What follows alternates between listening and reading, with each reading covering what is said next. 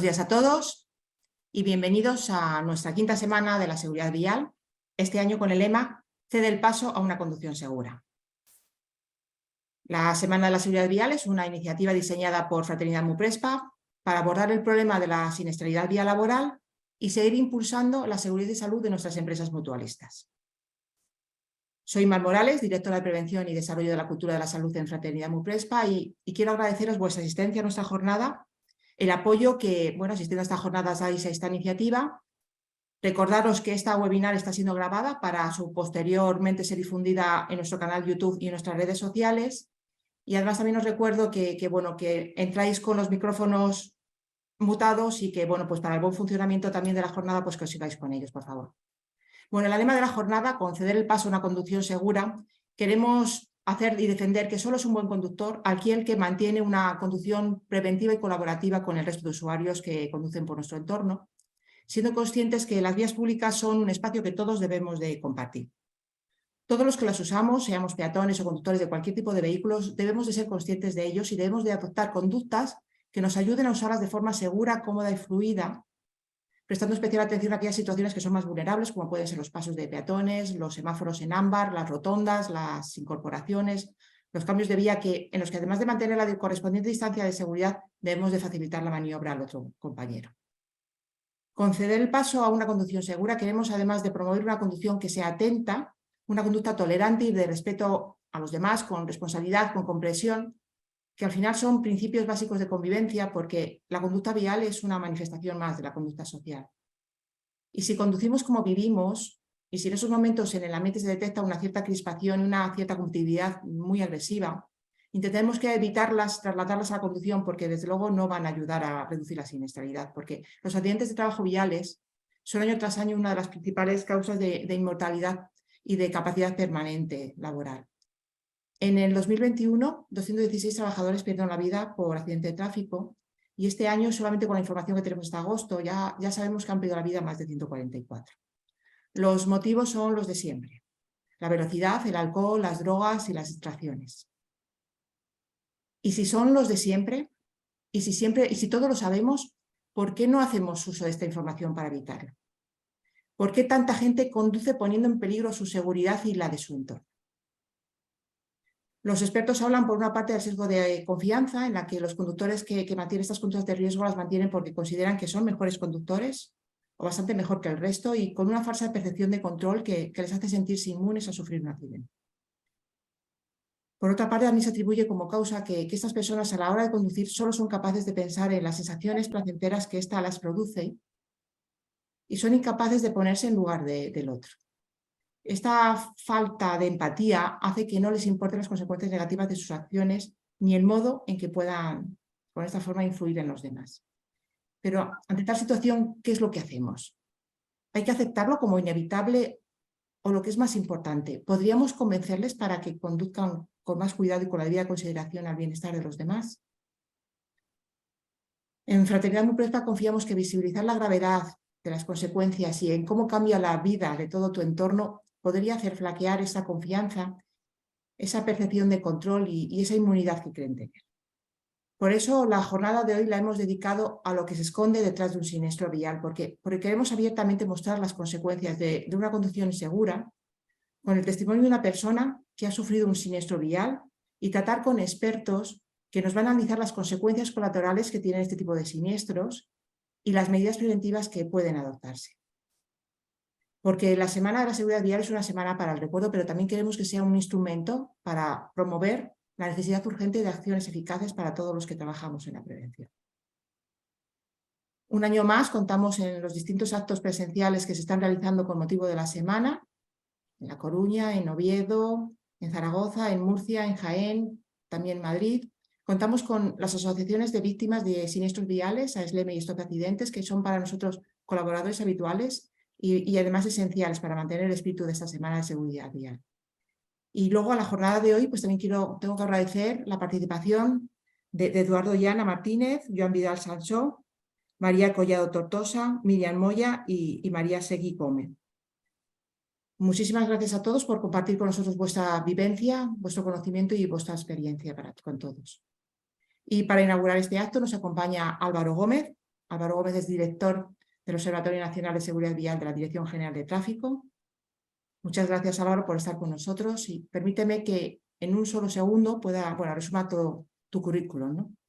Álvaro Gómez es doctor ingeniero industrial por la Universidad Politécnica de Madrid, es funcionario de la Escala Superior de Técnicos de Tráfico, máster de Liderazgo y Dirección Pública por el Instituto Nacional de Administración Pública y cuenta con más de 20 años de experiencia en seguridad vial, primero como investigador de la Universidad Politécnica de Madrid y desde el 2010 en la Dirección General de Tráfico, ascendiendo en distintos puestos hasta el actual. Bueno, Álvaro, muchísimas gracias por estar con nosotros. Y además, pues comentarnos cómo el Observatorio Nacional de Seguridad Vial, pues que ha elaborado la Estrategia Nacional de Seguridad Vial con el Horizonte 2030 y que tiene por objetivo reducir en un 50% los fallecidos y los heridos graves por accidente de tráfico en esta década. Seguro que nos puedes contar muchísimas cosas al respecto que son de muchísimo interés a nuestras empresas. Álvaro, muchísimas gracias.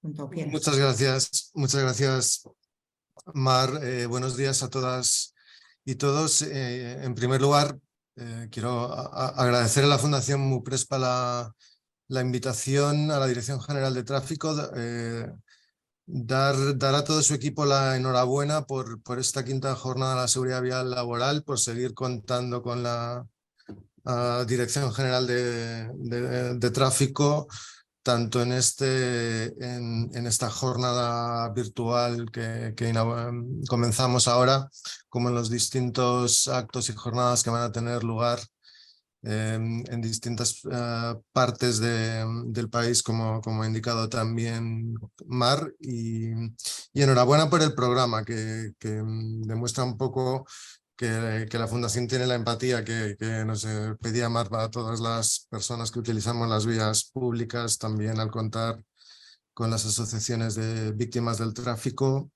Y por otro lado demuestra también rigor por un poco el perfil y el nivel de todas las personas expertas invitadas. Yo, me gustaría hacer una mención un poco a la situación actual en términos de la seguridad vial en España y también alguna referencia a lo que deben ser las políticas para los próximos años en el marco de la estrategia de seguridad vial laboral. En España el año pasado, que es el último para el que hay cifras consolidadas, perdieron la vida en las vías públicas, en las carreteras y calles, 1.533 personas, casi 7.800 resultaban hospitalizadas de acuerdo con los registros policiales y más de 110.000 sufrieron heridas de lo que solemos llamar heridas leves. Son cifras desde luego de tremenda importancia, aunque creo que somos conscientes del gran recorrido y las grandes mejoras que ha habido en seguridad vial en España durante los últimos 20 años, pero siguen siendo cifras de importancia. Obviamente, si vemos la evolución reciente, pues las cifras han recogido el impacto de la pandemia y ha habido una cierta reducción, también provocada por la disminución en los volúmenes de tráfico que ha habido en las carreteras y calles. Hemos visto cambios ahora que también tienen una repercusión en la seguridad vial, nuevos métodos de organización del trabajo, el trabajo a distancia, que todavía hay que ver cómo se consolida y en qué niveles. Con lo cual hay que ver un poco en cuál es el estado más permanente en el que salimos de la pandemia desde el punto de vista de la seguridad laboral. Pero bueno, lo que llevamos de año, pues en las carreteras llevamos un aumento del 4% de la siniestralidad mortal, que es un toque de atención. La próxima estrategia fija el objetivo de reducir a la mitad el número de personas fallecidas y heridas grave, y desde luego que para lograrlo en un país como España, que ya viene de lograr mejoras muy importantes, lograr reducciones adicionales y especialmente de esta magnitud va a requerir esfuerzos desde todos los ámbitos, y uno de ellos indudablemente es el de la seguridad vial laboral. Nuestras preocupaciones de la Dirección General de Tráfico y que se reflejan un poco en la estrategia, yo creo que son bien conocidas en cuanto al comportamiento, y lo señalaba Mar. Seguimos enfrentándonos a estos factores de riesgo que están detrás de muchos siniestros mortales, las distracciones, la velocidad y el alcohol y otras drogas. Lo cierto es que bueno, en cada uno de estos factores tiene una prevalencia diferente entre las personas que utilizan las vías públicas. La velocidad es un factor con una incidencia mucho más frecuente que por ejemplo, el alcohol, pero luego cuando tenemos en cuenta el riesgo de cada comportamiento, pues, y vemos el impacto en los siniestros, encontramos niveles parecidos. En el caso del alcohol, por ejemplo, hay muy pocas personas que conducen después de haber consumido alcohol, pero el riesgo es tan elevado que la incidencia en los siniestros es todavía superior al 30%, unos niveles que sorprenden todavía a estas alturas. Y desde luego, aparte, junto con estos comportamientos de riesgo, nuestra preocupación por los colectivos vulnerables, por las personas que caminan, que se desplazan en bicicleta, en vehículo de movilidad personal o en motocicleta. De cara a los próximos años y teniendo en cuenta también el papel de la seguridad vial laboral, de las personas que se desplazan al ir o volver del trabajo y también durante la jornada del trabajo, y desde el punto de vista del papel de las empresas también, desde luego que la estrategia de seguridad vial recoge el principio de responsabilidad compartida. Este es un principio del que empezamos a hablar hace ya a finales de los 90 al menos. Al principio nos servía para decir que no toda la responsabilidad de los siniestros viales era de las personas que utilizaban las vías públicas. Al principio era un concepto que se utilizaba para señalar la responsabilidad de gobiernos, administraciones o fabricantes de vehículos o de infraestructura, pero que poco a poco también se ha ido expandiendo para indicar la gran responsabilidad o el papel importante que pueden tener las empresas en la mejora de la seguridad vial laboral. Y esto es algo que recoge la estrategia. Y un papel de las empresas que es gradual. Y yo creo que la seguridad vial laboral desde el punto de vista de la empresa es un camino que hay que recorrer, y los puntos de partida, la situación inicial y las características de cada empresa son diferentes. Pero si comenzamos hablando por supuesto, de la legislación de prevención en materia de prevención de riesgos laborales de obligado cumplimiento para todas las empresas, pero después a partir de ahí parte o se inicia un camino que continúa con los planes de movilidad segura y sostenible o los planes de desplazamiento al trabajo, que también llamamos en ocasiones. Hablamos de acreditación en sistemas de gestión de la calidad como la ISO 39001, o hablamos también ya de la gestión integral de la seguridad. Ya no es solo preocuparnos de la seguridad de nuestros trabajadores o de los desplazamientos relacionados con la actividad de la empresa, sino también de la seguridad de la actividad de nuestros contratistas y de todos los servicios anexos o conectados de alguna manera con la actividad de la empresa. Como digo, esto es un camino y que tienen que recorrer las empresas, pero desde luego sí es un camino que también puede traer grandes beneficios en materia de seguridad vial. Y este es un camino que viene recogido en la estrategia que esperamos promover con actuaciones en el marco de la estrategia.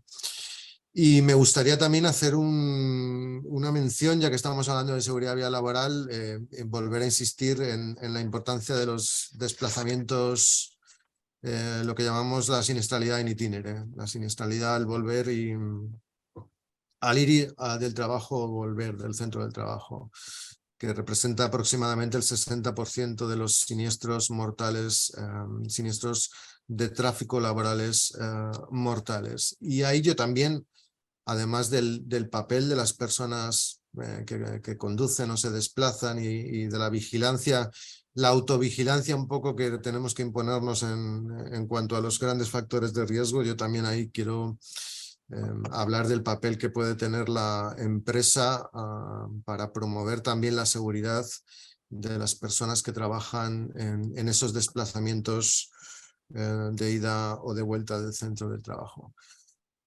Bueno, yo creo que hay mucho de lo que hablar, mucho en lo que todavía podemos mejorar. Es responsabilidad de todos, lo decía Mar.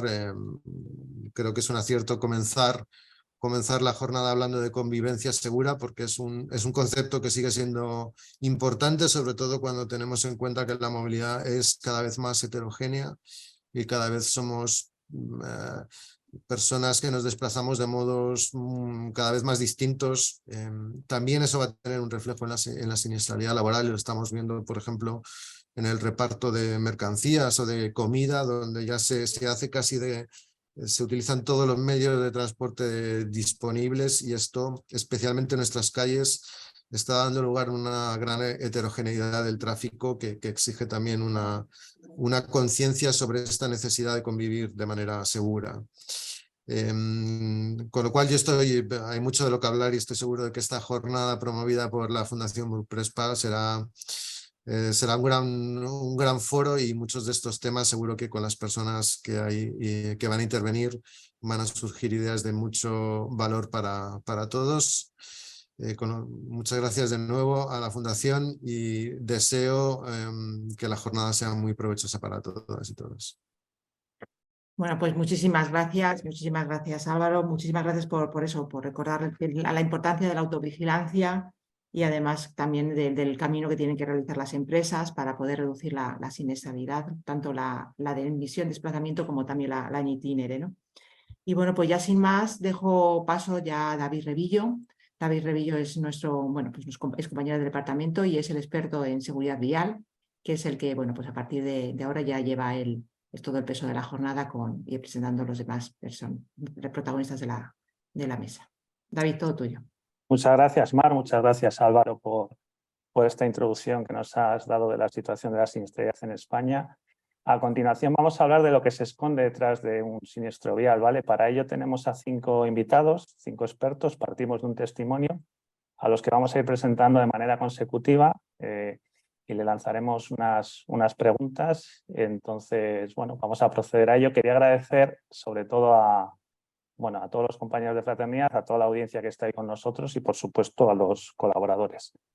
Empezamos, tenemos en primer lugar a un testimonio, como ha comentado Mar. Tenemos a Eduardo Llano Martínez. Él es formador de ASLEME, es presidente de Aspain Asturias, es presidente también de Predis Asturias y es presidente de Llanosport Club.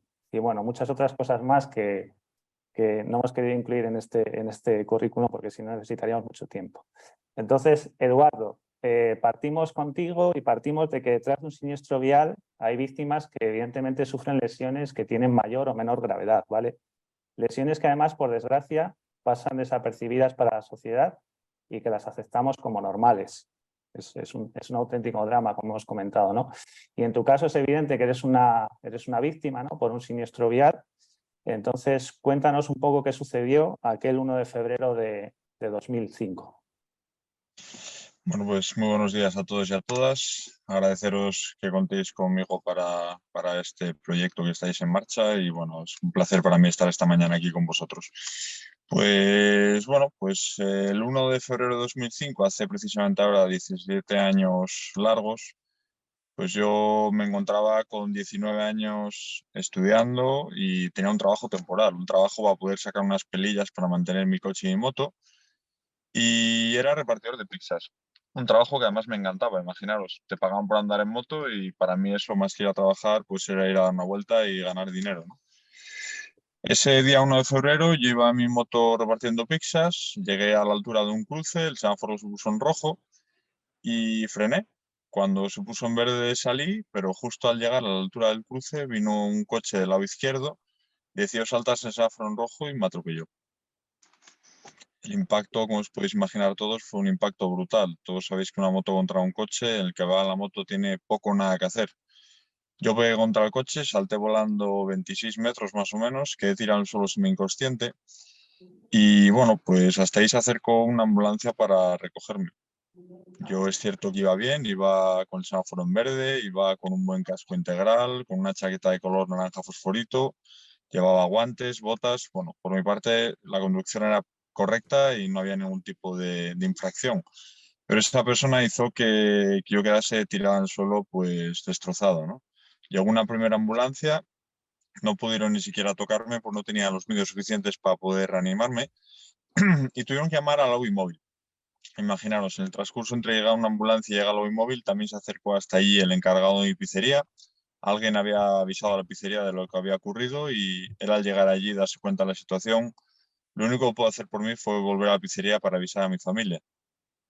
Y reciben esa llamada que supongo que nadie nunca quiere recibir, ¿no? Reciben la llamada de mi encargado, en concreto mi padre, diciéndole bueno, que Edu ha sufrido un accidente de tráfico muy grave y que se lo están llevando para el hospital. Os podéis imaginar que eso para la familia es una llamada caótica, ¿no? Me recogen con esa UBI móvil. Esto fue más o menos a las 9:30 el accidente de la noche. Hacia las 10, 10:15 ingresé en el hospital de Oviedo por urgencias y los médicos cuando me recibieron trataron de hacer pues lo más importante, ¿no? Que era indudablemente salvar mi vida. Y comenzaron un montón de horas haciéndolo. Hacia las 5 de la madrugada los médicos salieron de urgencias para dar un dictamen. Allí fuera, en la sala de espera del hospital de Oviedo en urgencias, estaban ya mis padres, mi hermano, mi novia, mis amigos, todos los que se habían enterado de la noticia. Estaban realmente acojonados, llevaban un montón de horas allí y tenían miedo que cuando los médicos saliesen les dijesen que no habría nada que hacer. Los médicos, como os estaba contando, salieron y les contaron la verdad. La verdad en aquel momento es que tenía un politraumatismo muy, muy severo, que probablemente podría fallecer aquella misma noche, que si no fallecía probablemente tendría lesiones ya irreversibles de por vida. Les dijeron que me había roto un montón de huesos. Imaginaros, me rompí un fémur, me rompí la mandíbula por 3 sitios, me rompí 4 dientes, 6 costillas, un dedo de la mano, 5 vértebras y la base del cráneo. Les dijeron que por estas 2 últimas lesiones probablemente tendría ya lesiones irreversibles, que ya sabían seguro que habría una lesión medular y que igual también podría tener una lesión cerebral. Yo es cierto que el día que tuve el accidente llevaba un muy buen casco integral, llevaba además el mío particular porque me gustaba utilizar el mío porque era mucho mejor que el que me proporcionaba la empresa. El casco que yo utilizaba era un casco de más de 500 euros. Aun llevando ese casco, el impacto que pegué por este lado me rompió la mandíbula aquí, aquí y aquí. Y todos estos huesos de la mandíbula se trajeron para atrás. Y como bien todos sabéis, la correa del casco va por aquí debajo. No tuvo manera de hacer su efecto y el casco salió volando por un lado. Y yo caí al suelo sin casco. Al caer contra el suelo sin casco, pegué con la parte más baja de la cabeza, que es la tan conocida nuca. Y bueno, pues eso básicamente es desnucarte. Yo tuve la gran suerte que aun rompiendo la base del cuello no toqué la médula a ese nivel, pues no, por supuesto yo no estaría vivo hoy. Pero también les dijeron a todos los que estaban allí en aquella sala de espera bueno, que había una probabilidad de que tuviese quizás una lesión cerebral, que había un coágulo de sangre en la cabeza que estaba rondando el cerebro y que, bueno, que las cosas pintaban mal. Además, que acaba de entrar en coma esa misma noche y que estando en coma las expectativas de futuro eran bastante inciertas, que estando en coma podría fallecer esos primeros días o primeras horas y acabarse todo, que podría quedarme el resto de mi vida en coma y fallecer el día de mañana, meses o años después del accidente, o que me podría despertar, pero que no sabían exactamente cuándo podría despertar ni en qué condiciones. Imaginaros que, bueno, pues a partir de esa misma noche comenzaron para mí 27 días de supervivencia. 27 días durante los cuales estuve en coma. Durante esos días los médicos me operaron de las diversas fracturas que os he comentado que tenía en mi cuerpo y afortunadamente para mí 27 días después del accidente me desperté. Nadie sabía lo que se iban a encontrar exactamente, no sabían si iba a tener una lesión cerebral o no y solo podrían verlo con seguridad cuando estuviese consciente y tratasen de comunicarse conmigo, ¿no? Y ver cómo yo funcionaba. El primer día que me despertaron yo pues no lo recuerdo, pero me han contado lo ocurrido. Me desperté muy nervioso, muy agitado y me lo arranqué todo. ¿Qué era todo en aquel momento? Pues todo básicamente era un respirador automático que tenía conectado aquí en la traqueotomía, sueros, goteros, sondas gástricas, bueno, todo esto que supongo que sobre todo habéis visto alguna vez en la televisión, ¿no? Mejor verlo ahí que no verlo en directo. Los médicos, cuando se dieron cuenta de lo que estaba haciendo, me paralizaron, me sedaron y me tranquilizaron.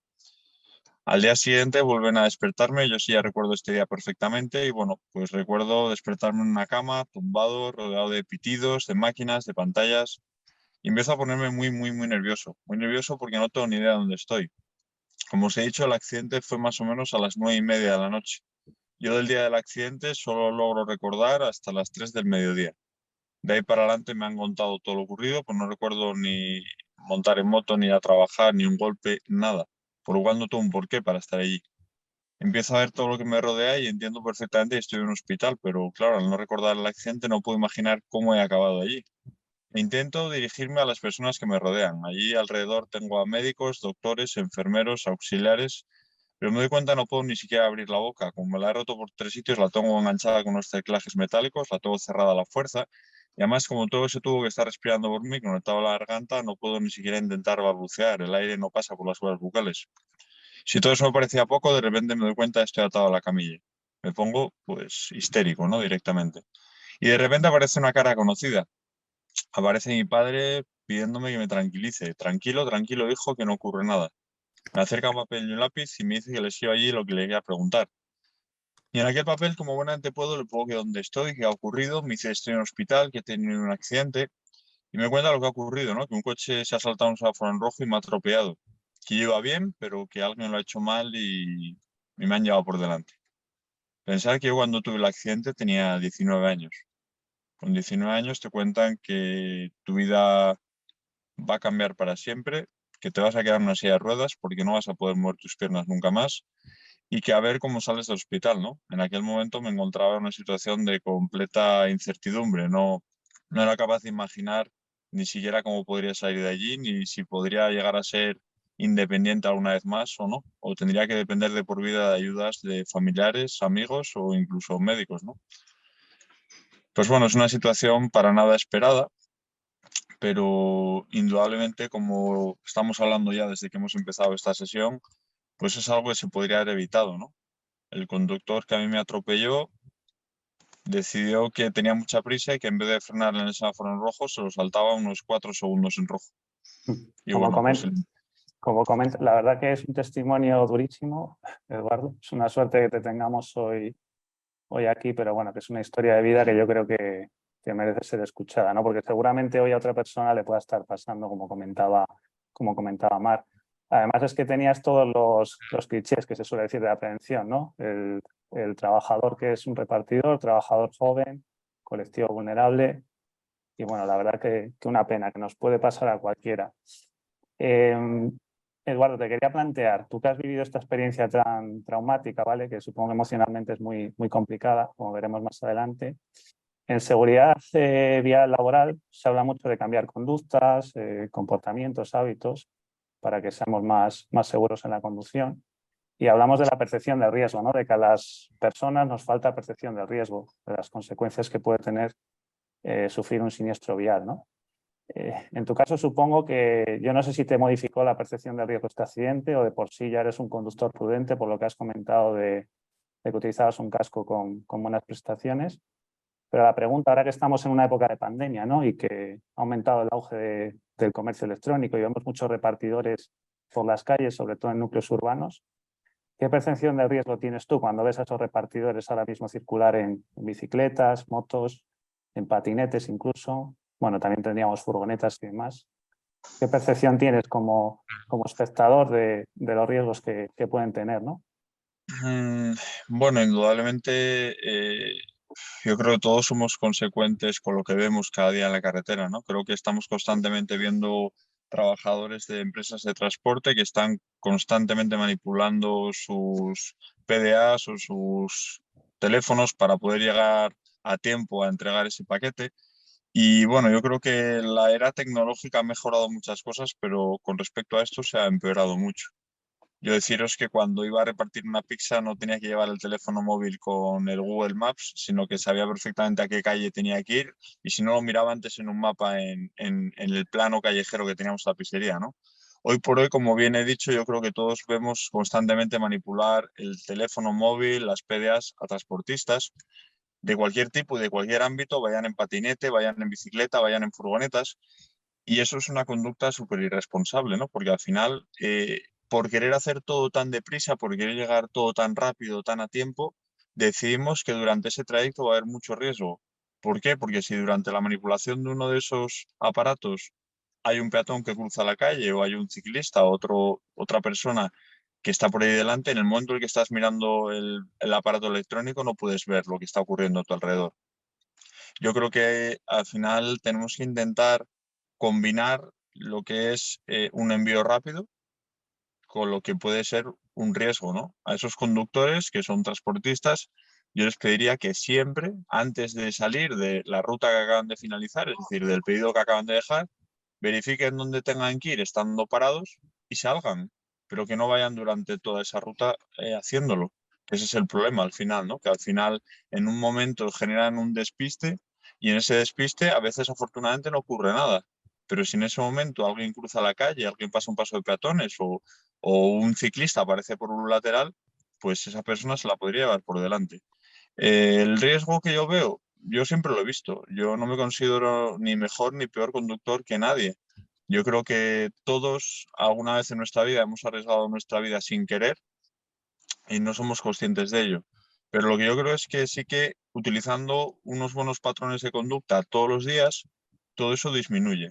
Indudablemente, siendo conscientes de que hacer algo mal cuando vas conduciendo no solamente te puede producir una multa, que es lo que todos queremos evitar, ¿no? Sino que realmente la multa es lo de menos. El problema es que puedes producir un accidente de tráfico y tener unas consecuencias gravísimas, tanto tú como las demás personas que estamos alrededor. Porque yo, como siempre digo, esto no es yo corro, yo bebo, yo me mato. Esto es yo corro, yo bebo, igual te mato a ti. Igual mato a mi pareja que va sentada en el asiento del acompañante. O igual mato a mis hijos si van detrás. Entonces, al final, no sé si ser conscientes de que todos estamos en la carretera. Pues Eduardo, yo creo que con ese mensaje has dado en la clave, ¿no? Que compartimos la vida con mucha gente y que no es solamente nuestra seguridad, sino la del resto de personas. Muchas gracias y nada, vamos a continuar con el doctor Joan Vidal Sansó del Institut Guzmán Hospital de Neurorehabilitación. Él es doctor en medicina por la Universidad de Barcelona y especialista en medicina física y rehabilitación. Buenos días, Joan, muchas gracias. Supongo que escuchar a Eduardo, ¿no? Al contrario que al resto, para ti no es algo novedoso, ¿no? Ya que detrás de un siniestro vial pues hay víctimas que sufren lesiones medulares importantes, ¿no? Y de tipo cráneoencefálico también, que necesitan un equipo de profesionales médicos para volverles a incorporar, ¿no? Para superar ese cambio de vida que tienen, ¿vale? Entonces, quería preguntarte, para los que estamos fuera, que nos contaras brevemente cómo es un día a día cómo es el día a día en vuestro instituto, ¿vale? Y si recibís muchas víctimas diarias por siniestros viales, también vinculados al tema laboral. Te voy a lanzar varias preguntas, ¿vale? ¿En qué condiciones llegan esos pacientes y familiares desde la parte emocional? Y luego lo ha comentado Eduardo, cómo es ese proceso de rehabilitación también, ¿no? Un poco que nos des unas pinceladas de todos estos aspectos. Bueno, ante todo, muchas gracias, David, y muchas gracias a la Fundación Muprespa por la amable invitación a participar en una sesión de trabajo, una sesión muy interesante. Eduardo, de alguna manera, nos ha dado el paso para hablar de lo que pasa tras un accidente, que parece una cosa, sucede en 2, 3, 4 segundos y las consecuencias son en muchos casos de por vida, ¿no? Es decir, seguramente él nos explica pues, el caso de una lesión medular, que sería equiparable pues, también a un traumatismo craneoencefálico, que es lo habitual en este tipo de accidentes graves, de alta energía, como este caso, y que dejarán secuelas en muchos casos de por vida. Un largo periodo de ingreso en la UCI, con miles de complicaciones que nos las ha resumido en 5 minutos, pero que en muchos casos pues son ingresos de más de 1 mes o 3 meses en la estancia en UCI, con todo lo que lleva y conlleva este tipo de ingresos de alta complejidad, y luego un largo periodo de rehabilitación en un centro de neurorehabilitación como el nuestro, en este caso, ¿no? Es decir, estamos hablando de una persona que en 5 segundos tiene un accidente gravísimo y que tardará seguramente más de un año en volver en muchos casos a su domicilio, en su entorno, pero con unas secuelas que en muchos casos serán permanentes e irreversibles.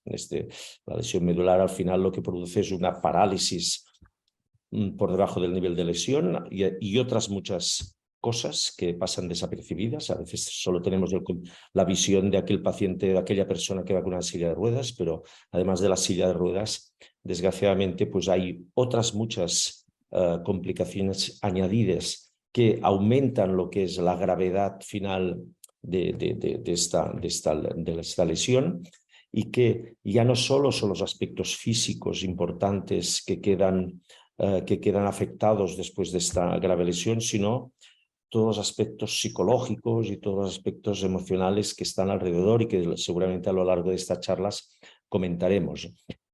Y que de alguna manera, pues, que los hospitales de rehabilitación, nuestra obligación de alguna manera es intentar atender de forma integral todos estos aspectos, no solo los aspectos médicos, sino los aspectos físicos, los aspectos emocionales, y porque al final uno cuando intenta explicar lo que es la rehabilitación, pues seguramente el objetivo final de la rehabilitación será el reinsertar a aquella persona en su medio habitual, en su domicilio, en su entorno social, con sus amigos, con su familia, volver a ser lo más funcional, lo más amigable posible con la vida.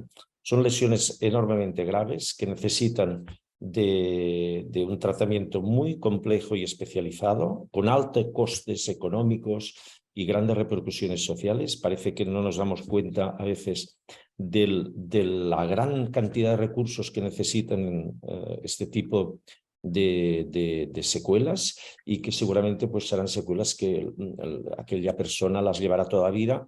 No solo la persona en sí, sino todo su entorno, toda su familia, todo su ambiente laboral.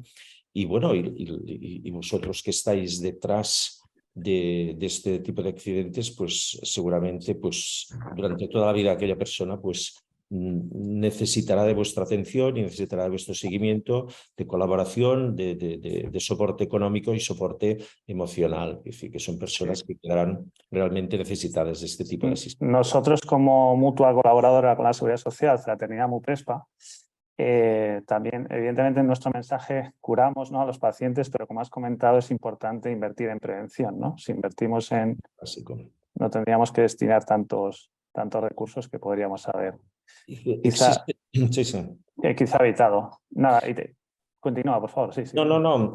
A veces hablamos de los tratamientos y seguramente son cada vez más complejos. Nos ha cambiado un poquito el paradigma de la rehabilitación. Se ha convertido en... Antes tratábamos durante poco tiempo, 3 meses, 4 meses, lo que eran estos procesos de cara a la adaptación de aquella persona a su mejor manera de vivir, adaptarse a su silla de ruedas y a su entorno.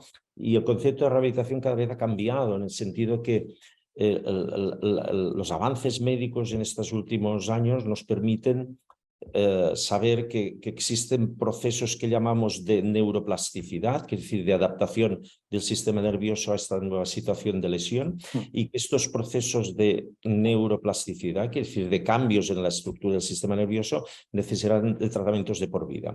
Y esto hace complicado explicarlo así, porque esto quiere decir que necesitará recursos sanitarios y económicos para toda la vida. Claro. Y seguramente sería mucho más fácil prevenir lo que es la lesión, sería mucho más económico, ya pensando en aspectos también de este tipo, y sería todo mucho más fácil. Y uno a veces se pregunta si es que tenemos una siniestralidad estructural que siempre la tendremos. Yo sigo pensando que seguramente no es así, y con medidas quizás profundizar más en las medidas de prevención pues sería mucho más fácil, ¿no?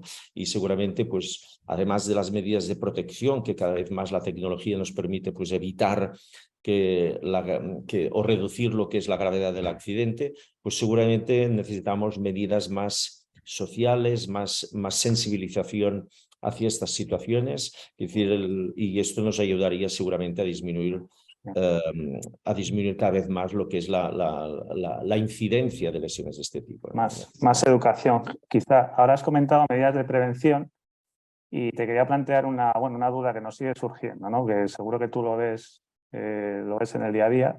1 de cada 4 fallecidos, según la DGT, no utiliza el cinturón de seguridad. Nos planteamos el debate de si en unos municipios hay que llevar casco o no en el uso del patinete, ¿no? Con las consecuencias que puede tener una caída, o incluso ha habido una reducción de velocidad que también genera debate, ¿no? Entonces, la pregunta que quería trasladarte es ¿qué importancia tienen esto que hemos comentado, ¿no? Educación, estos sistemas de seguridad pasiva que tiene el vehículo, utilizarlos, ¿no? Porque me imagino que en vuestro centro veréis no solo a gente de distintas edades, me comentaste algún casos de niños que están repuntando, casos de patinetes. Entonces, bueno, ¿cuánto importante es entender esto? Es crucial, es básico, es crítico el planteamiento.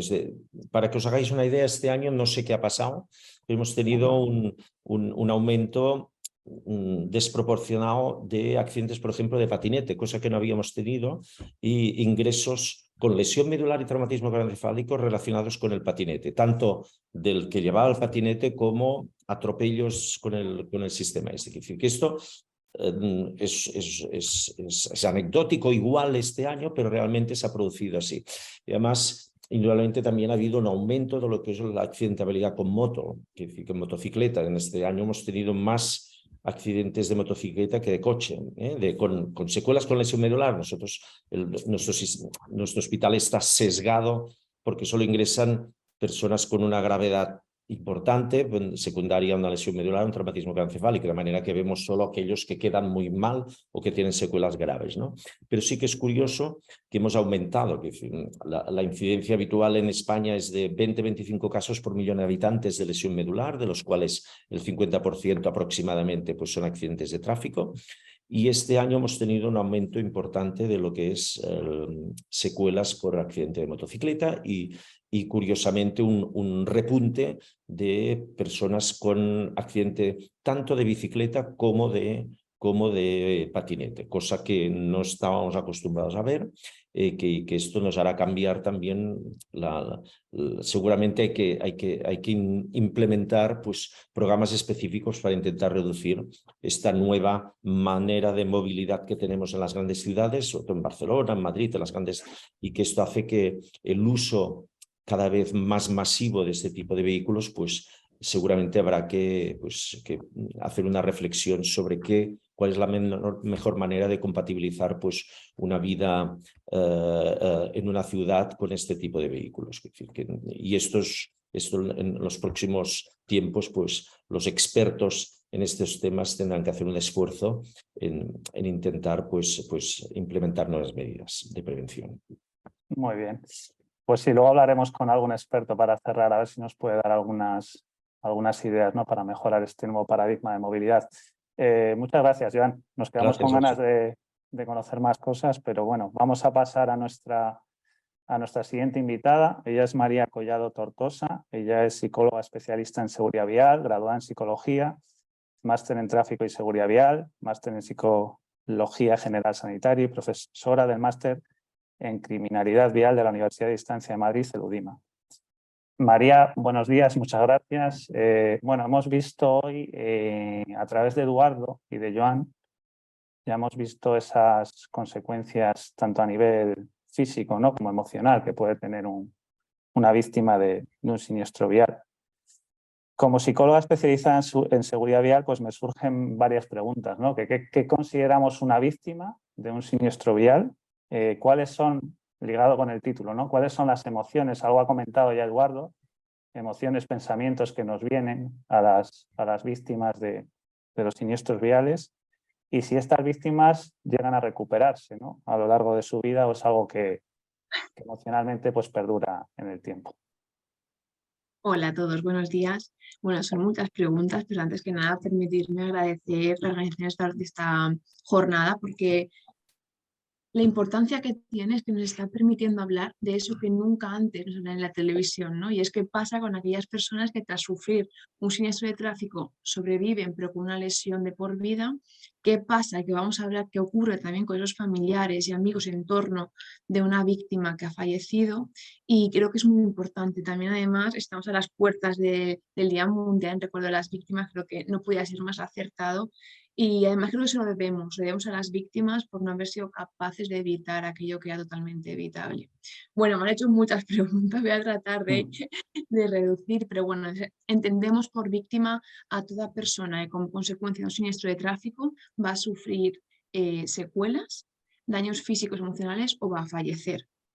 Bien, quiero distinguir, porque es muy importante, al menos para mí, distinguir entre víctimas directas e indirectas, porque cuando hablamos de esa persona que recibe en primera persona ese siniestro de tráfico, hablamos de víctimas directas, como bien explicaba, ¿no?, Eduardo por testimonio, pero tenemos aquel entorno, familiares, amigos, ¿no?, aquellos padres, madres, hermanos, parejas y amigos, compañeros de la víctima directa, que también son las grandes olvidadas, que son las víctimas indirectas.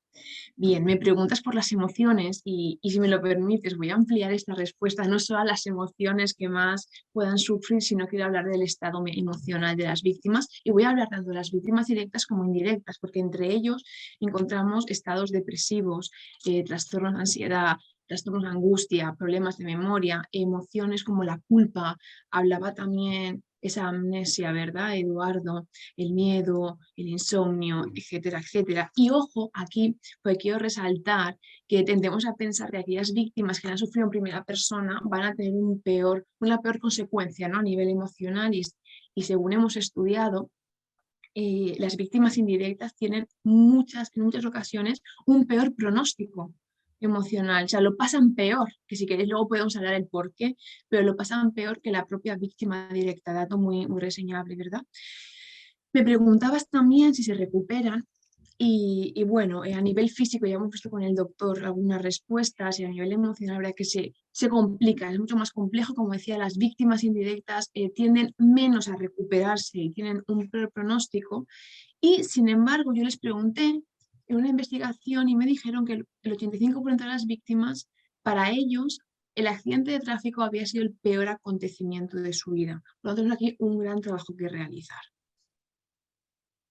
¿Sí he Vale. respondido? Sí, sí has respondido perfectamente. Te cambio un poquito el tercio, ¿vale? La seguridad vial es una pandemia, ¿no?, mundial, según la OMS, desde 2004, y recientemente hemos vivido la pandemia de... Bueno, los datos, os doy algunos datos, 1,35 millones de fallecidos a nivel mundial al año y 55 millones de heridos graves. O sea, si en la pandemia con el COVID nos llamaba la atención el dato, fijaros en seguridad vial, lo que llevamos año tras año. Y como te decía, recientemente hemos pasado esta pandemia, que hay mensajes desde la OMS que nos ha dejado ciertas secuelas, ¿no?, de salud mental. Entonces, lo que quería plantear es si detrás de los siniestros viales, ligado con el título, puede haber factores de tipo psicosocial que aumenten la probabilidad de tener un siniestro de tráfico. Es decir, si yo estoy más estresado, tengo más facilidad de distraerme, si me estoy medicando. No sé cómo lo ves tú desde el punto de vista como psicóloga, porque el Instituto Nacional de Seguridad y Salud en el Trabajo sacó una guía este año relacionada con los factores psicosociales en el transporte por carretera, y creo que es importante también analizar el tráfico, esos factores psicosociales y organizativos que pueden influenciar a que tengamos mayor probabilidad de tener un accidente. Bien, bueno, has mencionado el tema del COVID, tan complejo, ¿no? Los que nos dedicamos a esto, lo que ya veníamos diciendo desde el principio, que el COVID iba a pasar, pero que los siniestros de tráfico y sus víctimas iban a continuar, y creo que debemos enfocar también, ojalá, algunos esfuerzos a erradicar este tema. Obviamente, claro, que los factores psicosociales influyen, es que yo pienso que es obvio, ¿no?, que un estado de ánimo alterado o alterado transitorio va a influir. Decimos que conducimos como vivimos. El problema de la sociedad es que vive estresada. Somos el primer país a nivel mundial en consumo de benzodiazepinas. Es decir, tenemos un grave problema. Y el tema de la conducción es que una persona no consume un medicamento para conducir y producir un siniestro. El problema es que como consecuencia de acaba ocurriendo, ¿verdad? Entonces, si partimos de ahí, necesitamos vivir más lento. Necesitamos tener un estado de ánimo más estable, ¿no? Para mí el estado de ánimo es una distracción. Me refiero, nos distraímos con nosotros mismos, con nuestro propio estado interno. Sabemos que una persona que tramita un divorcio tiene el doble de posibilidad de tener un accidente de tráfico. Por lo tanto, creo que es algo bidireccional, ¿no? En que la persona con su autorregulación debería pues, autorregularse a la hora de conducir, pero también tiene que ser la empresa la que forme, la que lance mensajes, campañas para intentar reducir estos siniestros. Por ejemplo, si hablamos de lo más obvio, que es un conductor que o transporta mercancías, personas, o un repartidor, como han aumentado estos casos, claro que el tema del estrés, el tema del tiempo, incluso el tema de la velocidad les va a afectar. Tenemos que tratar de que, y además así lo dicen, ¿verdad? Si escuchamos los tiempos que corren en contra, va a aumentar esa fatiga, va a aumentar ese cansancio mental, va a aumentar ese estado de ánimo alterado. Pensemos que además el peor accidente de tráfico no es por alcohol ni por drogas, es por el que uno se queda dormido. Porque si uno consume lo que sea, aún podrá ver algo e interactuar con la carretera. Si alguien se queda dormido, no va a poder ver absolutamente nada. Por lo tanto, tenemos aquí muchísimos puntos en los que interactuar y que a problemas concretos de cada tipo de puesto debemos de buscar respuestas concretas. Muy bien, bueno, pues ya por último, bueno, como has comentado, en Fraternidad Amoprespa sí que trabajamos el bienestar físico y emocional, que entiendo que por lo que has centrarnos en el presente para ti sería una de las claves, ¿no? De tener una atención plena, una conducción más segura. Yo creo que necesitamos rebajar el nivel de exigencia, ¿no? Todo tiene que ir rápido, pensemos a nivel social el mensaje que estamos lanzando y tan incongruente luego a nivel mental de que la sociedad tiene que ir rápido, tenemos que llegar los primeros, tenemos que ser... Y luego, sin embargo, en la acusa de no, aquí tenemos que ir despacio. Esto a nivel mental a la gente le crea una incongruencia que al final es imposible, ¿no? Compaginar. Y claro que sí, el estar en el presente, estar con un estado emocional menos alterado al final, ya como muy resumidamente. Muy bien, pues nada, María, muchísimas gracias por tus mensajes, ha sido un placer. Pasamos ahora a hablar con Míriam Moyá. Ella es experta forense en Europa, profesora universitaria y ganadora de premios internacionales.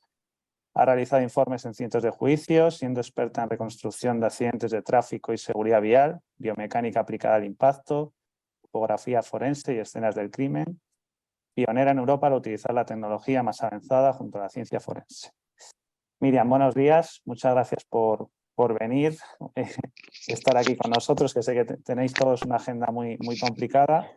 La primera consulta que te quería hacer, en el ámbito laboral, cuando sufrimos un siniestro vial, tenemos que hacer una investigación, ¿no? Para analizar causas y proponer medidas. Pero cuando las causas no son tan evidentes o entiendo que hay que delimitar responsabilidades, pues supongo que tiene que aparecer la figura de un perito o perita experta como es tu caso, ¿no? Como experta has llegado a analizar y publicar libros sobre personajes públicos como Lady Di y el de José Antonio Reyes, el futbolista.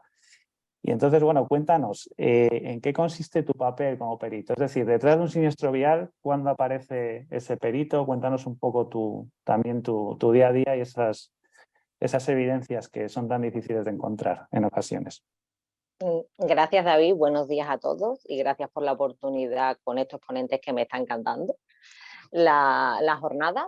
Y bueno, cuando un perito judicial, como se conoce en España, o experto forense, como se conoce fuera, actuamos, quiere decir que el conflicto es tal o de tal magnitud durante ese siniestro vial que ha ocurrido, pues que para dilucidar, sobre todo a nivel jurisprudencia y depurar responsabilidades, pues se necesita una buena reconstrucción. Quiero destacar, y me encanta destacar, que el pilar fundamental, uno de los pilares fundamentales de la seguridad vial es la prevención, como bien hacéis, ¿no? Por ejemplo, hoy. Y nosotros, como perito o forense, experto forense, en esas investigaciones lo que hacemos es prevenir. ¿Por qué? Porque investigamos el pasado para salvar o reconstruir el futuro. sabemos en qué hemos fallado, sabemos, como bien dice María, que es imposible evitar el hecho de que alguien conduzca frustrado, tenga sueño, te lleve una medicación con la cual no es recomendable conducir. Todo eso está ahí, pero hay que acabar de dilucidar y demás. ¿Qué hacemos los peritos judiciales? Pues sobre todo los reconstruccionistas, lo que realizamos pues con una serie de técnicas y tecnologías, pues hacemos una serie de reconstrucción de ese siniestro que no es tan evidente las causas como las que aparentemente pueden parecer. Por ejemplo, en Eduardo, su siniestro vial ha sido una desgracia absoluta a nivel de lesividad, pero sí que parece, bueno, que estaba claro, una persona se salta un semáforo y atropella a otra con sus claras consecuencias nefastas. Esto no ocurre siempre y no ocurre en la mayoría de los siniestros y tenemos que echar mano, ¿no?, de la tecnología y la ciencia que tenemos a nuestra disposición, como la topografía forense, en la cual pues se recaba la evidencia de ese siniestro. Y es muy importante que todo el mundo entienda que no es todo lo que parece lo que ha ocurrido en ese siniestro o lo que en un primer momento la fuerza instructora puede recoger. Porque que no se nos olvide que esa fuerza instructora, esa policía, esa guardia civil, en ese momento necesita proteger a esa escena para evitar, evitar un siniestro peor y más grave y dar paso al tráfico y demás y recoger evidencia. Entonces, los peritos judiciales, ¿qué hacemos? Después, en el tiempo, después de esa evidencia recogida por esa fuerza instructora, realizamos más recogida de evidencia a través de, por ejemplo, técnicas como la fotogrametría, aplicamos la biomecánica y demás. Pero sí que es verdad que lo importante de un siniestro vial es recoger toda la evidencia posible para después poder analizarla, investigarla y que dé sus causas reales de ese siniestro vial para depurar las responsabilidades judiciales. Claro, y supongo que esas evidencias luego ayudan a que eso no se, que eso no se vuelva a repetir, ¿no? Que es lo que buscamos desde el punto de vista preventivo. De prevención. Exacto. Eso es. Mira, entre lo que hemos tratado, bueno, está claro que con lo que hemos visto antes con María, los factores psicosociales, cómo afectan en el accidente, ¿vale? Y tu intervención ya lo que nos has adelantado, pues en un siniestro vial influyen muchos factores, ¿no? No es sota, caballo y rey, como se suele decir, ¿no? Normalmente hablamos del factor humano, pero como principal causa, ¿no? El 90% de los accidentes se deben al factor humano, lo que ha comentado Álvaro al inicio. Pero ¿cuánto de importantes son otros factores? Te lanzo dos preguntas, en tu trayectoria. ¿Cuánto importante son los otros dos factores, como pueden ser el vehículo o la infraestructura, la vía, para minimizar en este caso las lesiones, algo de lo que ya hemos hablado, ¿vale? Y me pregunto si en esta movilidad conectada del futuro que estamos tratando y del vehículo autónomo, si tú en tu profesión crees que los peritajes a la hora de buscar evidencias van a cambiar y si ya esos siniestros no serán tan achacables al factor humano, ¿no? Si detrás de los siniestros viales pues estarán otro tipo de factores que no tengan tanto que ver con el alcohol, distracciones, velocidad, etcétera.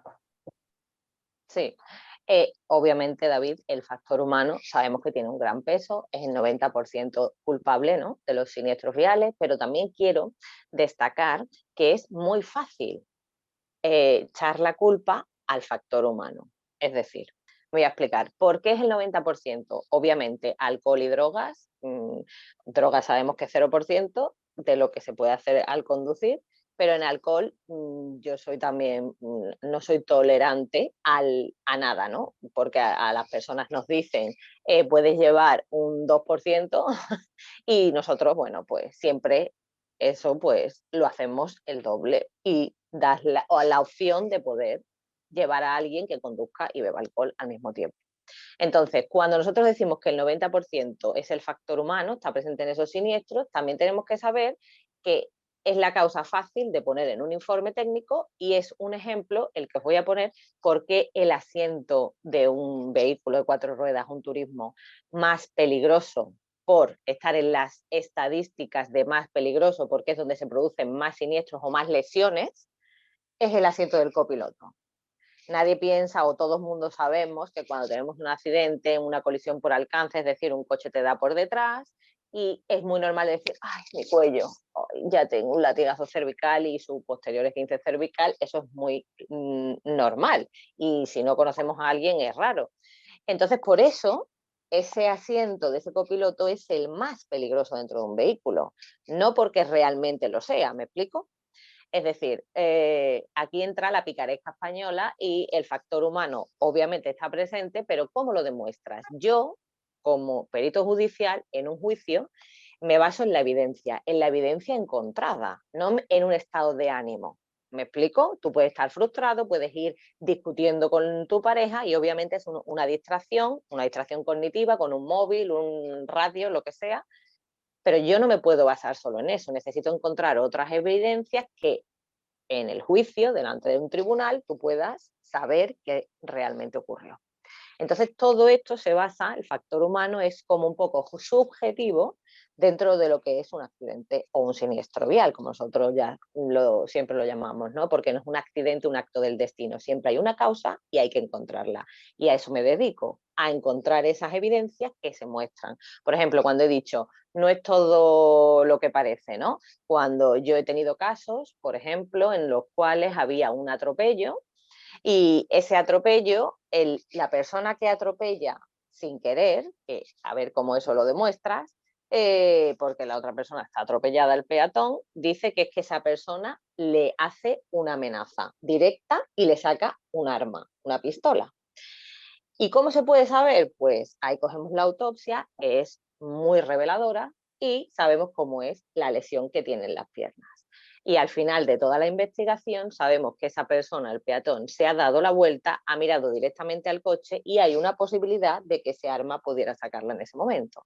Es decir, las cosas no son siempre lo que parece. Y luego, volviendo a la pregunta de la movilidad conectada y demás, nos faltan muchos años y mucho estudio, mucho camino que recorrer. ¿Por qué? Porque tenemos que cambiar, para empezar, el parque móvil de este país, igual que de muchos países.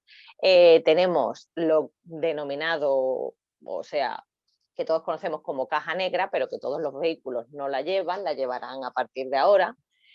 Pero claro, hay que cambiar el parque móvil de este país y no va a haber, que los siniestros serán mucho más fáciles, pero ahí, por ejemplo, en una caja en la cual te da la información de lo que ocurre en unas fracciones de segundo, tú tienes que saber analizar, investigar, reconstruir, y todo ello, pues cambiará la forma que tenemos de reconstruir, ahora mismo buscando la evidencia con otros medios, fotogrametría, topografía forense y demás, cuando, bueno, pues pasaremos a lo que es esa movilidad conectada. Y no nos olvidemos que esa movilidad conectada entra en el peligro de los hackers y demás, y de ya no ha sido tanto el factor humano presente, ahora ha sido más la tecnología, que por supuesto la industria automotriz está a años luz de lo que es la seguridad vial. Los ciberataques que me comentabas, ¿no? Que podamos tener por ahí. Sí. Bueno, pues muy bien, Miriam. Yo no sé si recientemente, una cosita más que tenemos. Sí. No sé si recientemente has tenido que tocar algún caso de algún siniestro laboral o en tu trayectoria tienes un alto porcentaje que tenga que ver con el trabajo, fuera de, o un poquito de. Sí, y en el ámbito laboral de repartidor de comida y demás, como decía antes Eduardo, que también tenemos que saber que esas empresas con esos repartidores tan estresados que tienen que llegar a dar ese pedido rápido, yo me he llegado a encontrar a gente que no estaba ni contratada, no tenían alta en la seguridad social, en ese momento decían, no, es que estaba probando el día de trabajo, pero esa persona se queda con una lesión permanente para el resto de su vida y con una persona joven, como es el caso también de Eduardo, en el cual cuando se judicialmente se conocen las causas y demás, vale que tenga una pena, una sanción, si esa empresa no ha mantenido en regla todo lo que debía de mantener para poner a esa persona en la calle y repartir y demás, bueno, pues ahí se va, el factor humano es que no tiene, aunque esta persona haya tenido la culpa o bien haya estado distraída y demás, pero ¿cómo se arregla si la moto ni siquiera era de la empresa, no estaba ni siquiera contratado en ese momento? En fin, es que hay tantas variables y tenemos tantas causas dentro de un siniestro vial, tanto laboral como no laboral, que la investigación tiene que ser ardua, exhaustiva y realmente dilucidar todo lo que tiene Pues en sí. torno a ella. Pues muchas gracias, Miriam, porque esas cosas que no nos planteamos suceden seguramente, ¿no? Porque no las Sí. vemos en el día a día y al final evitarían los siniestros viales. Muchas gracias. Vamos Gracias. a cerrar ya con la última intervención. Nuestra última invitada, ella es María Seguí Gómez.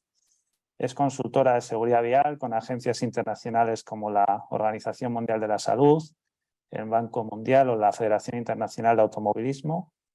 Previamente desarrolló una carrera académica que culminó calificando como catedrática de Medicina Preventiva. Ejerció también cargos públicos como directora de Salud Pública en Castilla-La Mancha y directora general de Tráfico en España. Bien, María, muchas gracias de nuevo. Llegamos a la parte final de la jornada. La de una vez que analizamos todas estas causas, motivo del accidente y las consecuencias que tiene, lo complicado, ¿no? Que es la de toma de decisiones después de tener un siniestro, ¿no? Buscar soluciones y estrategias como la que ha planteado Álvaro en la 2030. Como experta en seguridad vial a nivel internacional, ¿podrías darnos algunos datos sobre lo que supone para la salud pública la pandemia de los accidentes de tráfico? Y una pregunta más, ¿cuáles son los focos que propone la Asamblea de Naciones Unidas para el año 2030 para mejorar la seguridad vial en el mundo? Pues muchas gracias, David. ¿Las dos preguntas juntas las respondo ahora en los próximos minutos? Sí, por favor. Vale, Como lo quieras hilar. organizarme. Sí, por no interrumpirte. Te lanzaba por no interrumpirte, ¿vale? Para que pudieras. Perfecto, perfecto. Muchas gracias y en cualquier caso, gracias por la invitación a participar de este panel. Estoy encantada del discurso que se ha ido elaborando a lo largo de los previos ponentes y también impresionada de ver a tantas personas suscritas a la sesión. Gracias a todos y gracias por estar hasta el final, que siempre es el punto débil de todas estas teleconferencias. Y acabo además reconociendo lo que me gusta ver a bastantes personas conocidas con las que he interaccionado profesionalmente en el pasado. Así que, insisto, muchas gracias. Los datos a nivel mundial son abrumadores, pero como habéis anclado esta sesión en un caso concreto, el caso de Eduardo, déjame también narrar ese impacto global a partir de su caso. Eduardo es una víctima con lesiones no mortales, obviamente, que en su momento, en el 2005, sumaría a los aproximadamente 12.000 heridos hospitalizados por accidente de tráfico que la policía informó en aquel año, las policías españolas encargadas de este tema. Álvaro nos ha dicho antes que en el año pasado, en el año 2021, esa cifra eran 7.800, pero por favor notad que Álvaro ha insistido en que estos son los heridos hospitalizados según los informes policiales, porque en nuestro propio país, si en vez de mirar los informes policiales, lo que hacemos es ver los informes hospitalarios, los recuentos que desde el Ministerio de Sanidad se pueden hacer, esta cifra de heridos hospitalizados por accidente de tráfico es prácticamente el doble. ¿De acuerdo? Entonces, en nuestro propio país estaríamos hablando de en torno a unas 14.000-15.000 personas que sufren de unas heridas que requieren cuidado sanitario de mayor o menor duración y con mayor o menor discapacidad residual. Y estos heridos hospitalizados lo son como base, como nivel inferior a esta pirámide famosa que siempre se proyecta, en donde en la cúspide hay unos 1.533 exactamente fallecidos reconocidos en las estadísticas oficiales. Bueno, pues estos 1.500 fallecidos suman a los fallecidos por accidente de tráfico que ocurren en todos los demás países en el mundo y estos nos llevan a este 1.350.000 víctimas mortales que tú mismo has citado previamente. El drama lo es por varias dimensiones. Primero, en el 2021, 1.350.000 muertos, los estimados han ocurrido en todo el mundo. Bueno, pero claro, ¿es esto mucho o es poco? Todo es relativo en esta vida. Bueno, pues son tantos como para ser la 12ª causa de muerte a nivel mundial. Y esto en sí mismo ya es meritorio, porque mueren en el mundo más personas en un año de accidente de tráfico que mueren de enfermedades mucho más predominantes en el discurso público, como puedan ser la malaria, el propio SIDA, como pueda ser la tuberculosis, por no hablar de cáncer de mama o de cáncer de colon. Estamos hablando de una causa potente de muerte a nivel mundial. Y no solo es potente en cuanto a su magnitud, que he citado en conjunto, si nos centramos en personas de menos de 35 años, estamos hablando de la primera causa de muerte a nivel mundial, y esto se dice pronto, y volveré a retomar este concepto después. Esta causa de muerte en el año 2021 es que no es un punto concreto en la historia de la humanidad. Esto es así desde hace décadas, por no hablar desde hace un siglo. Estamos hablando de que es en el 1869 cuando se informa de la primera víctima mortal por un accidente de tráfico. Entonces, si solo nos centramos en los últimos 20 años, que son estos años que desde la Organización Mundial de la Salud se viene centrando un poco el tema de la importancia de los accidentes de tráfico, ya tenemos 26 millones de muertos acumulados por esta circunstancia. Entonces, insisto, la dimensionalidad del problema es inmenso, no importa cómo lo busquemos. Y añado una coletilla. A ese 1.300.000 muertos de un año concreto, tú también has referido ya la cifra de una estimación de 55 millones de heridos hospitalizados. Es decir, de nuestros 7.000 y pico según la policía o 14.000, 15.000 según los informes hospitalarios, asciende hasta 55 millones cuando estemos hablando del mundo en su integridad. Desgraciadamente, además, estos muertos no ocurren por igual en todo el mundo. Se producen grandes inequidades sociales en donde las personas de mayor riesgo social, de mayor nivel de pobreza, de mayor nivel de inestabilidad, están a mayor riesgo de morir en un accidente de tráfico o de sufrir lesiones más graves. Una cifra muy publicitada es que el 12% de los muertos del mundo por accidente de tráfico ocurren en el continente africano, donde solo hay un 1% de los vehículos motorizados del mundo, ¿no? Una grandísima paradoja. Una barbaridad, sí. Pero no hace falta irnos a África. No hace falta irnos a África. Nosotros nos podemos quedar en España y si hacemos el análisis de las tasas de mortalidad por 100.000 habitantes de nuestras provincias, entre la mejor provincia y la peor provincia, agárrense ustedes, hay una diferencia de prácticamente 7 veces. ¿Vale? Según en qué provincia se mueren 7 veces más personas por unidad de población que en la mejor de las provincias de España, ¿vale? Este es un punto que nos debería hacer reflexionar muy profundamente acerca de esas inequidades, acerca de esas desigualdades y acerca de cómo entonces podemos seguir atados al concepto de que todo es error humano, y estoy encantada de que Miriam haya dicho muy bien que es muy fácil utilizar la cifra del 90% porque es efectivamente la casilla fácil de marcar, pero esto es un problema que va mucho más allá y que es mucho más profundo y que es en realidad estructural, porque una enfermedad, un problema de salud que lleva tantos años entre nosotros y que afecta a tantos millones de personas en todo el mundo, no es un tema que podamos resolver con investigación científica profunda, caso a caso. Tenemos que abordarlo estructuralmente a nivel mundial con políticas integrales que transformen radicalmente los modos y maneras en las que nos movemos. Y esto me parece que es una de las cuestiones que querría destacar con mayor énfasis.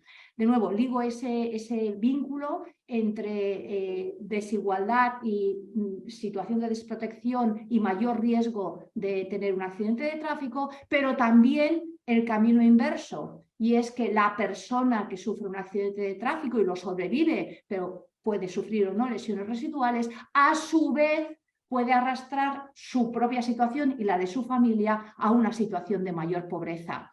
No es por personalizarlo ni mucho menos, no sabemos lo que Eduardo está haciendo en estos momentos, pero en cualquier caso, cuando la realidad que describo es de tal magnitud y he comentado que la principal causa de muerte hasta los 35 años es el accidente de tráfico, podemos inmediatamente asociar cómo tantas familias acaban perdiendo el miembro de la familia que mayor aporte económico estaba haciendo a esa familia. Entonces hay una ligación directa entre por no hablar de si esta persona acaba con una lesión permanente y residual que efectivamente va a requerir no solo de que no pueda trabajar, sino que va a requerir de un cuidado continuado que va a modificar también las condiciones laborales del entorno en donde vive. Creo que con esto el impacto mundial queda bastante claramente descrito, y si quieres entramos entonces en si esto se traduce en un 2% del Producto Interior Bruto mundial o un 5%, pero creo que ya es irrelevante, ¿no? No, está. Sí, son unos datos que nos dicen que detrás de los siniestros pues hay un problema de salud pública, es evidente.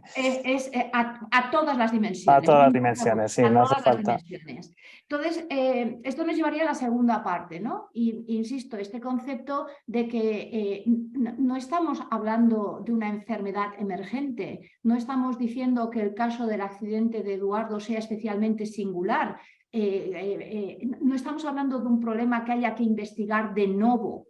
Es un problema que hace años que venimos investigando, y todas las investigaciones y todas las intervenciones aplicadas demuestran claramente que hay cosas que funcionan y cosas que no funcionan. Y España es un magnífico ejemplo de cuando en un momento determinado nos sumamos a la Unión Europea y por tanto debemos adoptar multitud de intervenciones que la Unión nos requiere, empezamos a invertir en infraestructura, empezamos a invertir en métodos alternativos de transporte, empezamos a tener vehículos que han de adherirse a convenciones internacionales respecto de la seguridad de esos mismos vehículos, y nuestras cifras van de 9.000 y pico fallecidos al año en el 1989 a los 1.500 que tenemos en este año. Entonces, que hay cosas que funcionan, lo sabemos.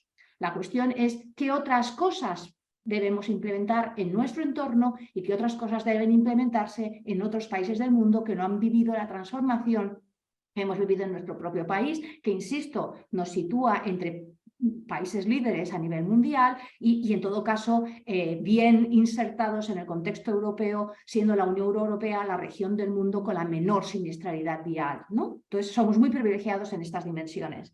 Pero si estamos así y estamos aquí, la siguiente pregunta es entonces, bueno, ¿y qué se puede hacer desde las unidades de seguridad vial, de las diferentes divisiones de salud laboral de las empresas? Y la respuesta es infinidad de cuestiones. Pero la primera es erradicar del discurso el concepto del 90% de las víctimas son error humano. Esa frase tendría que quedar aniquilada de nuestra existencia, porque es la que nos tiene enganchada en no resolver el problema de su raíz. Hemos hablado y hemos escuchado grandísimas y magníficas descripciones de la investigación detallada para apuntar a la última causa, pero como muy bien nos ha comentado Miriam, esa última causa puede venir precedida por otras causas y intervenir en cualquiera de ellas podría haber sido igualmente exitosa en la eliminación del accidente y las lesiones del accidente. Una situación que es tan grave que ha llevado a las Naciones Unidas, a la Asamblea General de Naciones Unidas, en el 2020 declarar la segunda década de acción en el mundo, que tiene que ir desde el 2020 hasta el 2030 y que tiene como objetivo primordial reducir la siniestralidad en el mundo en un 50%. Pero fijaros que conceptualmente me parece incluso pobre, ¿no? Cuando llevamos tantísimos años con este problema, ¿cómo puede ser que nos conformemos con una reducción al 50%? ¿Nos vamos a conformar con 600.000 muertos al año? Pero bueno, independientemente del concepto filosófico, el hecho es que tenemos un reto encima de la mesa, reto que es heredero del reto que nos habíamos puesto entre 2010 y 2020, que era exactamente el mismo, reducir la siniestralidad en un 50% de las cifras que ocurrían en aquel momento. Este plan de acción de Naciones Unidas nos saca un poquito de este énfasis extraordinario sobre el comportamiento humano y nos hace pensar en el contexto en el que estamos viviendo. Estamos en un punto de inflexión, estamos en un punto de transformación, donde la movilidad como tal se está revisando muy profundamente, ¿no? Entonces, el concepto de movilidad sostenible, que estamos escuchando todos los días hasta en la sopa, es el concepto en el que la primera sostenibilidad tiene que ser la seguridad. ¿Vale? No me importa dónde sea, pero un niño yendo al colegio no debería estar a riesgo de morir en un accidente de tráfico. No me importa dónde en el mundo un señor o señora yendo a su trabajo no tendría por qué estar a riesgo de morir en ese trayecto. Y ya no hablemos de si el trabajo de ese señor o esa señora es precisamente la conducción. Nadie tendría por qué estar muriendo en el contexto de su ejercicio laboral. Y sabemos que a día de hoy el accidente de tráfico es la principal causa de siniestralidad laboral y sabemos que el accidente en torno al mundo del trabajo puede representar hasta un 60% de esos accidentes que vemos, de ese 1.300.000 muertos. Así que el salir de la obsesión del comportamiento individual, no por quitarle importancia, sino por decir, además de eso tendremos que hacer otras cosas, pasa por dejar de ser la unidad exótica que llega para resolver el problema al final e insertarnos, encarnarnos en las unidades de toma de decisión de nuestras empresas en donde se está hablando de la movilidad, del patrón de movilidad de nuestros trabajadores, sea por su trabajo o sea en relación a llegar al trabajo o irse del trabajo. Y aquí es en donde un gran número de intervenciones pueden ocurrir, pero antes de entrar a desgranarlas, si tengo tiempo para ello, lo que quiero es presentar los 4 conceptos básicos. María, disculpa, tenemos como 3-4 minutos, podemos... Vale, pues Vale. entonces el concepto básico es que esta movilidad sostenible, que insisto, tiene que tener su primera definición de sostenibilidad en la supervivencia del individuo que está realizando el desplazamiento, tiene que plantearse en primer lugar si esos desplazamientos son necesarios. Estamos teniendo una reunión virtual, casi 100 personas y cada uno estamos en un lugar, ¿no? O sea, afortunadamente, una cosa que hemos aprendido de una desgracia como ha sido la COVID-19 ha sido que el teletrabajo es realmente una posibilidad y que no necesariamente tenemos que estar siempre desplazándonos para ejecutar nuestras tareas. La siguiente gran dimensión a abordar es el modo de transporte, el cómo llegamos a nuestro trabajo. Y efectivamente las empresas tienen mucho que decir a ese respecto, no solo en sus planes propios, sino también en su encarnación en valoraciones como puedan ser las del 39.001 y demás. Y más allá de ya llegar a cuáles son los viajes que deben hacerse por métodos motorizados o electrificados más o menos tradicionales, entonces abordar 2 temas fundamentales, que son la elección de la ruta. No todas las carreteras llevan a Roma, pero no todas tienen el mismo riesgo innato de tener un accidente en ellas.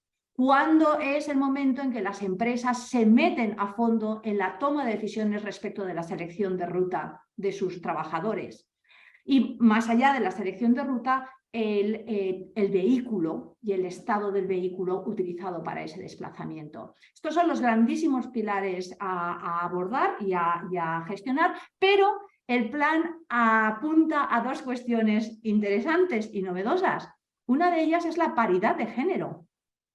Una cuestión que puede parecer trivial porque habéis hecho un panel muy balanceado entre mujeres y hombres, pero lo cierto es que el transporte profesional está todavía predominantemente en manos del sector masculino y sobre todo la toma de decisiones sobre movilidad en el mundo y en nuestras empresas está predominantemente en manos masculinas. Y esto no es para criticar a ningún intelectual y brillante caballero, sino es para abordar la necesidad de que tal vez sensibilidades diferentes y bagajes diferentes también pueden aportar cambios a la manera en que la cantidad y la manera en que nos movemos.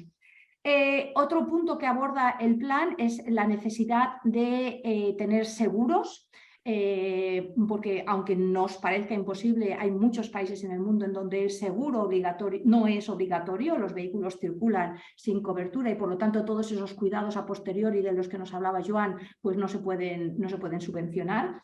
Y la tercera cuestión que aborda el plan es la necesidad de capacitar no solo al sujeto que tiene que saber que no puede beber ni conducir ni tomar benzodiazepinas cuando conduce, sino también capacitar a los tomadores de decisión de las unidades de movilidad. Y concluyo con la última y más innovadora de las reformas. Muchos de vosotros en las diferentes empresas pues tenéis un plan de seguridad vial. Con un poco de suerte habéis dado el paso adicional de intentar conseguir la certificación de la ISO 39001. Bueno, pues el siguiente reto es que vuestras empresas asuman el informar acerca del impacto de esa actividad empresarial en seguridad vial en una forma análoga a la de la huella de carbono, que está tan de moda en estos días, ¿no? Pues la huella de seguridad vial. ¿Y esto cómo se ancla? Bueno, pues se ancla perfectamente en el Objetivo de Desarrollo número 12, que habla del consumo y la producción y el consumo responsable de las empresas, y habla de la posibilidad de que nuestras empresas, además de sus informes financieros habituales, informen sobre su contribución sobre otros objetivos de desarrollo sostenible, y este sería uno fantástico porque este objetivo es el Objetivo de Desarrollo 3.6, la reducción de los muertos. Y acabo porque así doy pie a que puedas entonces hacer algún comentario adicional. Muchísimas gracias. Nada, simplemente tenía una otra pregunta, pero ya nos ha sido en tu exposición respondiendo un poco con claves que pueden adoptar las empresas. ¿Vale? Has comentado el teletrabajo. Evidentemente, como dices, cada municipio, cada país tiene que adaptar, o cada empresa, ¿no? Tiene que adaptar sus medidas a la movilidad que tenga cada uno. Pero bueno, lo que se suele comentar es que la vacuna de la seguridad vial parece que está más trabajada, ¿no? Que son cosas que ya conocemos y debemos de poner en práctica. Así que nada, muchas gracias, María, un placer. Vale, un placer tenerte aquí. Y vamos a dar, por concluida la jornada, vamos a dar paso al cierre, que lo va a hacer nuestra subdirectora de Prevención, Calidad y Comunicación de Fraternidad Muprespa, y ella es Natalia Fernández Laviada. Natalia, gracias. Muchas gracias, David. Bueno, de verdad que ha sido una jornada apasionante. No tengo palabras para poder resumir todos los mensajes y todo lo que hemos compartido durante este tiempo. La Mutua Fraternidad Muprespa trabaja desde hace mucho tiempo, pero en los últimos 5 años con esta quinta edición, en esta semana en la que intentamos devolver a la sociedad y compartir con ella mucho del trabajo que se realiza por diferentes protagonistas, como hemos podido ver hoy. 2 términos que quiero que encierren al final de esta jornada. Uno es gracias y el otro los mensajes, ¿no? Gracias porque sin Álvaro, sin Eduardo, sin Joan, sin María Collado y Seguí, sin Miriam esto hubiera sido imposible. Habéis estado espectaculares, creo que habéis hecho un discurso y una narrativa perfectas desde el principio hasta el final, de verdad espectacular. Por otro lado, creo que hemos tocado todos los ángulos. También quiero agradecer tanto a la red de fraternidad que hoy nos acompaña como a las empresas mutualistas y, por supuesto, a todos los aliados dentro de esas ODS que también María ahora mencionaba, dentro del ámbito de la ODS 17, las alianzas necesarias para trabajar todos juntos, porque sumamos todos en esto, a la Dirección General de Tráfico, a la Fundación CENAE, a Stop Accidentes, a SLEME, a Spain, Asturias, y luego a todos los institutos regionales que en diferentes jornadas presenciales nos van a acompañar durante toda esta semana, al Instituto de Aragón, al de Galicia, al de Asturias, al de Madrid, al de Murcia, al de Jaén, y empresas también como Somajasa, que están muy vinculadas con, como indica la estrategia de seguridad vial 2030, ¿no? Que habla de que entre todos sumamos vidas. Y en cuanto a los mensajes, los mensajes que hemos podido escuchar, unos titulares, un solo titular por cada uno de nuestros protagonistas. En el caso de Álvaro Gómez me he quedado con ese incremento del 4% en siniestralidad mortal en el 2022, que siendo la velocidad y el alcohol las 2 causas principales, se unen nuevas formas de movilidad, nuevos problemas que tenemos que tener en cuenta todos y que todos, incluidas las empresas, debemos hacer una movilidad segura y sostenible. Me quedo con Eduardo y su testimonio tan humano, tan vital, tan prolijo, tan detallado y tan desgarrador que nos ha contado en tan breves momentos de forma clara. Pensar que con 19 años te cambia la vida, pero que a cualquiera de nosotros, de los que estamos ahora mismo escuchando, nos puede cambiar en cualquier momento. Así que aprendamos patrones de conducta seguros para todos. Con el doctor Joan me quedo cuando ha hablado de que no solamente desde el ángulo humano, sino también desde el punto de vista económico, prevenir es la solución, porque los recursos sanitarios económicos serán de por vida y las secuelas también son de por vida. Así que es muy importante. Con María Collado me he quedado con el tema de las víctimas directas e indirectas, ¿no? Siempre pensamos también en la familia, pero es que claro, cuando has dicho que igual hasta las secuelas indirectas a los familiares nunca siguen adelante del todo, pues es terrible, ¿no? Víctimas directas e indirectas que sufren secuelas físicas y psíquicas terribles, algunas recuperables y otras no. Conducimos como vivimos, también me he quedado con eso, conducimos como vivimos estresados, con lo cual es nuestro estado mental el que debemos de cambiar porque si no va a ser imposible. Con Miriam, cuando has hablado de buscar las causas, ¿no? De las causas para evitar que los accidentes se produzcan. Cuando tú investigas un accidente lo haces para intentar esclarecer ese siniestro, pero también para dar solución a que no vuelvan a suceder más adelante, ¿no? Que el factor humano está ahí, pero que hay que abordarlo porque es un problema estructural y por tanto abordarlo desde todos los factores, ese 90% del factor humano famoso. Y María Seguí, que has estado brillante, creo que has hecho un cierre estupendo. Aquí sí que me sería imposible hacer un resumen, así que me quedo con los datos de heridos hospitalizados, que son el doble de los estadísticos oficiales policiales, que eso no lo había llegado yo a pensar nunca que pudiera ser así, que es la 12ª causa de muerte mundial y que no hay ninguna enfermedad en el mundo que acabe con tantos seres humanos como la enfermedad de la siniestralidad vial. 26 millones de muertos acumulados en 20 años, es que he tomado bien los datos, o sea, espeluznante. Y también en la desigualdad, ¿no? Como has contado lo de África, pero también en España, que pueda ser 7 veces más muertos de una provincia a otra, no has dicho la provincia, pero bueno, de una provincia a otra, dependiendo de la pobreza, ¿no? De la pobreza que siempre está asociada a la desigualdad, da igual por donde lo miremos, ¿eh? Pobreza antes y pobreza después. Muchísimas gracias. Por último, recordaros que en la página de Previene podéis encontrar el programa, también en las noticias y en el propio carrusel del resto de las jornadas que vamos a tener durante esta semana. El día 15 de noviembre en Zaragoza, el 17 de noviembre jornadas y colaboraciones con Murcia, con Asturias, en Jaén y en Madrid.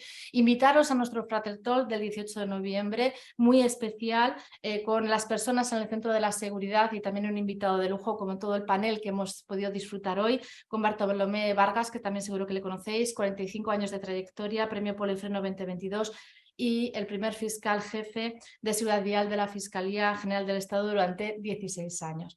Así que muchísimas gracias, sigamos trabajando todos en esta convivencia segura y sostenible, interviniendo en la multicausalidad, que lo ha dicho María muy claro, en la multicausalidad del siniestro vial laboral, porque nadie debe morir trabajando. Muchísimas gracias.